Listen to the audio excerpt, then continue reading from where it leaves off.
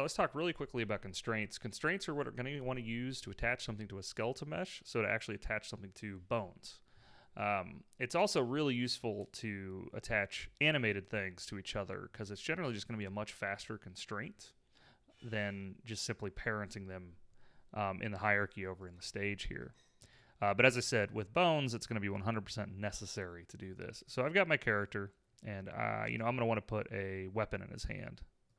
So I'm going to go ahead and grab, let's see, what's a good one for him? We're going to grab this G3, drag in the stage, and then you can go ahead and do this in his T-pose. That's definitely one way to do it, but I prefer to do it while he is in his actual animation stage. So I'm going to go up to the animations, grab one with rifle, and I want the one that's patrol forward with a long rifle. So let's go ahead and find that. There we go.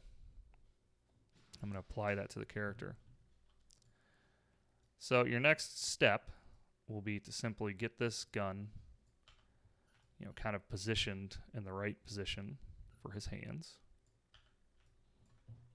So let's do that real quick.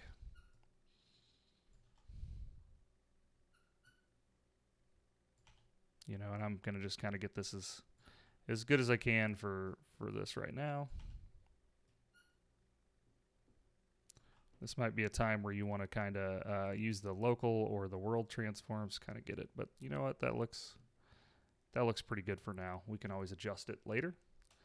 So how you're going to do the constraints are you want to show the skeleton.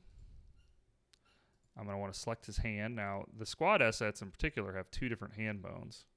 They have a biped hand bone, and then they have this R hand. That's the one we're going to want. So how the constraints work is the first thing that you click on will be the parent, and the second thing you click on will be the child. I'll go to the animation, constraints, transform constraint, and you'll actually see that this constraint showed up underneath the child. I'm going to go ahead and hide the skeleton so it's a little easier to see. And we'll now see that this is now constrained. So now as he moves, we've got a good position. It moves with this animation, etc. And if you ever need to adjust this, simply delete the constraint, and now he is free to move again. And then just redo your constraint. And that's the long and short of constraints. These are going to be really useful, especially if you use like the camera to animate and you want to attach things to your camera. I recommend using constraints in that scenario as well. So that's constraints for Machinima.